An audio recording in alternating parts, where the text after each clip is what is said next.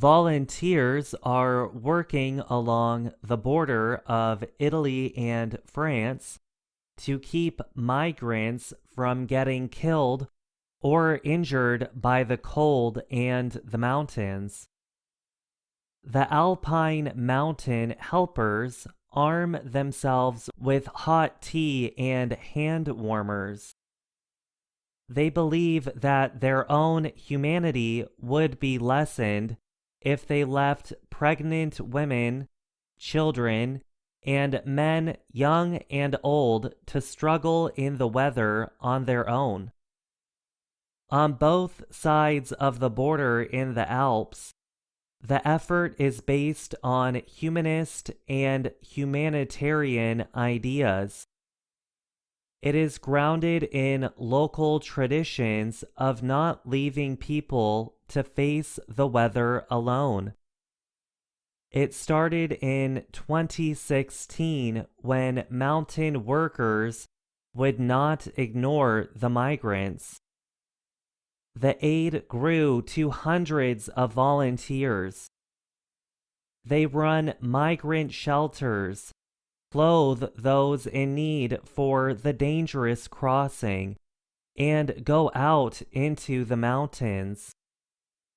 They clear paths in the snow during the day for migrants to follow and wait for them at night to guide them past border police to safety. They also treat them for health problems related to the cold and other medical needs. Often we say, "Welcome, how are you?" We speak a bit of English because most people speak at least a bit, said volunteer helper Baccarat Forest, a retired teacher. She said some do not want the help, but really tired people will say yes. We try to avoid being spotted. We wait in the forest if needed, and we sort out vehicles to come and pick them up, she said. Migrants credit the volunteers for saving lives. The Alps are not as deadly for migrants as the Mediterranean Sea, where many hundreds have died or gone missing this year alone.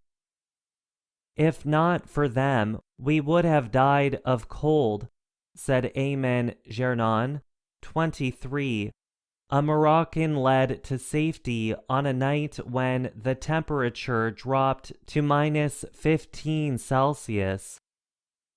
But there have been deaths. Aid groups pushed French officials to provide mountain shelters for exiles and to stop pushing the migrants back into Italy. This happened after a Togolese man died from the cold during an attempted night crossing of the mountains in February 2019. European opponents of migration argue that aiding exiles gives hope for others to follow. The volunteers, however, cannot imagine not helping others. Some of them have traveled 7,000 or 8,000 kilometers before getting here, so it's not a mountainous barrier that will stop them, said Jean Gaboriau. He is a mountain guide who helps run a shelter near the town of Briançon. Gaboriau said regardless of skin color, political or religious beliefs, everyone has the right to be saved or simply to be welcomed.